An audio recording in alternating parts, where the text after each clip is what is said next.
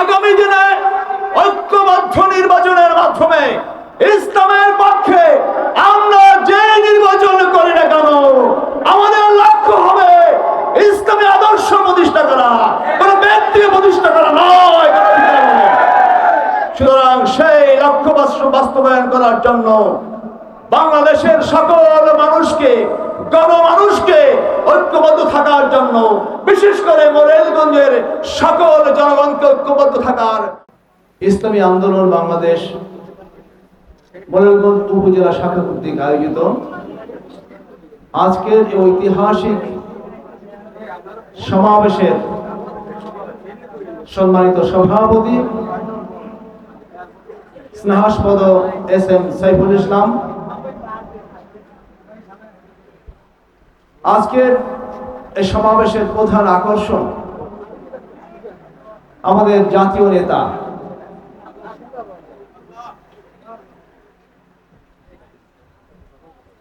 শাসনতা Islamic আন্দোলন বাংলাদেশের কেন্দ্রীয় আমির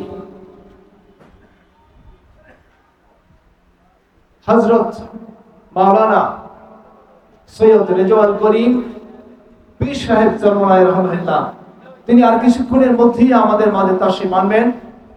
আমরা মোরেলগঞ্জ বাসীর পক্ষ থেকে, মোরেলগঞ্জের সর্বস্তরের জনগণের পক্ষ থেকে তার মোরেলগঞ্জের শুভাগমনকে আমরা স্বাগত জানাই। সবাই বলে আলহামদুলিল্লাহ। প্রাণপ্রিয় নেতৃবৃন্দ, উপস্থিত সর্বস্তরের জনতা, পর্দার আড়ালে মায়েরা এবং বোনেরা, আইন শৃঙ্খলা রক্ষাকারী বাহিনীর সম্মানিত সদস্যবৃন্দ, সম্মানিত সাংবাদিক বন্ধুরা, আসসালামু আলাইকুম ওয়া রাহমাতুল্লাহি ওয়া বারাকাতুহু। সম্মানিত ভাইরা আমার, জুলাই মাস চলছে, আজ 24শে জুলাই, বিপ্লবের মাস, রক্ত ঝরা মাস। 24-এর বিপ্লব সংগঠিত না হলে আমাদের পক্ষে এই খোলা আকাশের নিচে দাঁড়িয়ে মুক্ত কণ্ঠে কথা বলার সম্ভব হতো না। সুতরাং আজকের এই মুহূর্তে এই জনসমাবেশ থেকে জুলাই বিপ্লবের যে সকল সন্তানেরা জীবন দিয়েছে, যে সকল ছাত্ররা জীবন দিয়েছে, যে সকল যুবকেরা জীবন দিয়েছে, যে সকল কন্যারা জীবন দিয়েছে, যে সকল মায়েরা জীবন দিয়েছে, যে সকল শিশুরা জীবন দিয়েছে, যে সকল শ্রমজীবী মেহনতি মানুষেরা জীবন দিয়েছে, আজকে আল্লাহর কাছে ফরিয়াদ করি, আল্লাহ যেন তাদেরকে শাহাদাতের মর্যাদা দান করেন, আল্লাহ যেন তাদেরকে শহীদ হিসেবে কবুল করেন। যে সকল ভাইরা, যে সকল সন্তানেরা, যে সকল বিপ্লবীরা আহত হয়ে পঙ্গুত্ব বরণ করে ধুকে ধুকে জীবন যাপন করছে, আল্লাহ যেন তাদেরকে তাদের জীবনকে সহজ করে দেয়। একটি মিছিল আসছে, একটি বিশাল মিছিল আসছে, আমরা সেই মিছিলকে স্বাগত জানাই।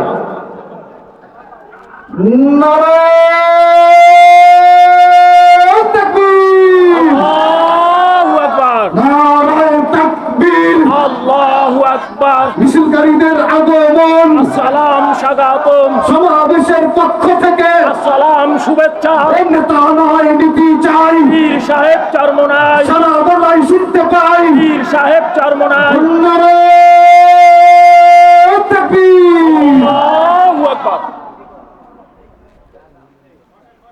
সম্মানিত জনতা, আমি যে কথা বলতে চাই,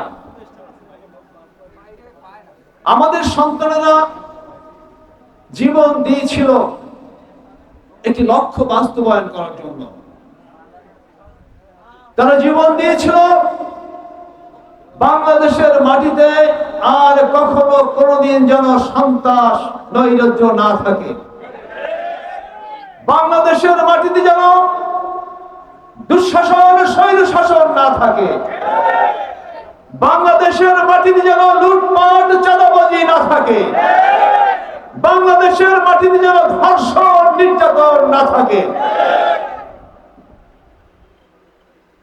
সুতরাং আজকে আমরা কি সেই সন্তানদেরকে ভালোবাসি যে সকল সন্তানরা তাদের বুকের রক্ত ঢেলে দিয়ে আমাদেরকে মুক্ত করেছে, আমাদেরকে কথা বলার অধিকার ফিরিয়ে দিয়েছে? আমরা কি তাদেরকে ভালোবাসি? যদি আমরা তাদেরকে ভালোবেসে থাকি, তাহলে তারা যে লক্ষ্য বাস্তবায়ন করার জন্য জীবন দিয়েছে, সেই লক্ষ্য বাস্তবায়ন না হওয়া পর্যন্ত আমরা কি আমাদের সংগ্রাম থামিয়ে দিতে পারি? সম্মানিত তৌহিদি জনতা, সে লক্ষ্য কি এখনো বাস্তবায়ন হয়েছে? এখন কি বাংলাদেশ থেকে লুটপাট চাঁদাবাজি ধর্ষণ বন্ধ হয়েছে? এখন কি আমরা বিশ্বাস করি যে নির্বাচন এই মুহূর্তে হলেই একটি শান্তিপূর্ণ লেভেল প্লেইং ফিল্ড নিয়ে সত্যিকারের বস্তুনিষ্ঠ নির্বাচন হবে? এটা কি আমরা এখনো আশা করতে পারি? সুতরাং বাংলাদেশ থেকে অন্যায়, অত্যাচার, নির্যাতন, নিষ্পেষণ, সন্ত্রাস, রাহাজানি, ধর্ষণ, অনাচার, দুরাচার, ব্যভিচার বন্ধ করার জন্য আমাদের সন্তানেরা জীবন দিয়েছে। সুতরাং সেই লক্ষ্য বাস্তবায়ন না হওয়া পর্যন্ত আমি মোরাইলগঞ্জের সংগ্রামী জনতাকে জিজ্ঞাসা করতে চাই, আমরা কি সেই লক্ষ্য বাস্তবায়ন না হওয়া পর্যন্ত ঐক্যবদ্ধভাবে লড়াই সংগ্রাম চালিয়ে যেতে রাজি আছে কিনা বলেন? সংগ্রামী ভাইয়ের আমার, আমরা অতীতে অনেক দলের শাসন দেখেছি, অনেক সরকারের শাসন দেখেছি। আমরা যে সংস্কার চাই, সে সংস্কারের নাম তো ইসলাম। ইসলাম হলো পৃথিবীতে কিয়ামত পর্যন্ত সকল সংস্কারের লেটেস্ট এডিশন। তোমরা ঠিক কিনা বলেন? ইসলাম যদি বাস্তবায়ন হয়ে যায়, তাহলে বাংলাদেশের মাটিতে স্থায়ী হবে অন্যায়, অত্যাচার, নির্যাতন, নিপীড়ন, বৈষম্য দূর হবে। তোমরা ঠিক কিনা বলেন? সুতরাং আগামী দিনের নির্বাচন যখনই হোক, যদি নির্বাচনের অনুকূল পরিবেশ সৃষ্টি হয়, সে নির্বাচন যদি এক সপ্তাহের মধ্যে হয়, তাহলে এই জন্য আমার প্রস্তুত আছে কিনা বলেন? কিন্তু নির্বাচনের অনুকূল পরিবেশ সৃষ্টি না হওয়া পর্যন্ত কোন ধরনের প্রহসনের ব্যবস্থার মাধ্যমে বাংলাদেশের আপামর জনগণ সেই প্রহসনের নির্বাচন মেনে নিবে না। সুতরাং আগামী নির্বাচনে বাংলাদেশে ইসলামী আদর্শের ভিত্তিতে সমাজ এবং রাষ্ট্র ব্যবস্থা প্রতিষ্ঠা করার জন্য আগামী নির্বাচনের মাধ্যমে জাতীয় সংসদে ঐক্যবদ্ধভাবে লড়াই সংগ্রাম করে ইসলামপন্থী নেতা এবং কর্মীদেরকে সংসদে পাঠানোর মাধ্যমে আমরা বাংলাদেশের মাটিতে ন্যায় এবং ইনসাফ ভিত্তিক সমাজ এবং বৈষম্যহীন সমাজ প্রতিষ্ঠা করতে চাই। সেই লক্ষ্য বাস্তবায়ন করার জন্য মোরেলগঞ্জের তৌহিদি জনতা, সকল মানুষেরা, জাতি ধর্ম নির্বিশেষে সকলে কি ঐক্যবদ্ধভাবে সংগ্রাম চেষ্টা প্রতিষ্ঠা চালাতে রাজি আছি কিনা? সবাই হাত দেখাই না কিনা?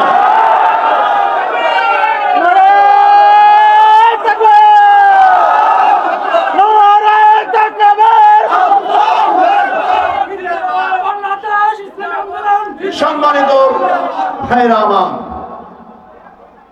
সম্মানিত ভাইরা আমার, অতীতে ইসলামের পক্ষে দুজন ব্যক্তি বাংলাদেশ সরকারের গুরুত্বপূর্ণ 3টি মন্ত্রণালয় চালিয়েছিল। আমরা জানি তো, সেই 2 জন নেতাকে নৃশংসভাবে ফাঁসি দিয়ে ঝুলিয়ে হত্যা করা হয়েছে।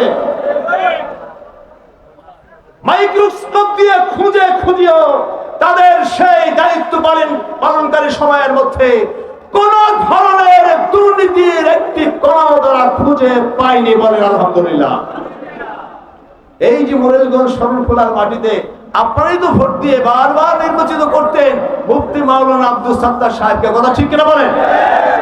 মুফতি আব্দুল সাত্তার কি কোনো দুর্নীতির কোন একটি কণা আমরা খুঁজে পেয়েছি? বরঞ্চ তিনি ছিলেন ন্যায় এবং ইনসাফের প্রতীক। সুতরাং আগামী দিনে ঐক্যবদ্ধ নির্বাচনের মাধ্যমে ইসলামের পক্ষে আমরা যে নির্বাচন করি না কেন, আমাদের লক্ষ্য হবে ইসলামী আদর্শ প্রতিষ্ঠা করা, কোন ব্যক্তিকে প্রতিষ্ঠা করা নয়। সুতরাং সেই লক্ষ্য বাস্তবায়ন করার জন্য বাংলাদেশের সকল মানুষকে, গণমানুষকে ঐক্যবদ্ধ থাকার জন্য, বিশেষ করে মোরেলগঞ্জের সকল জনগণকে ঐক্যবদ্ধ থাকার আহ্বান জানিয়ে আমি আমার সংক্ষিপ্ত কথা এখানে শেষ করছি। সবাইকে ধন্যবাদ। আল্লাহ হাফেজ। আসসালামু আলাইকুম ওয়া রাহমাতুল্লাহি ওয়া বারাকাতুহু।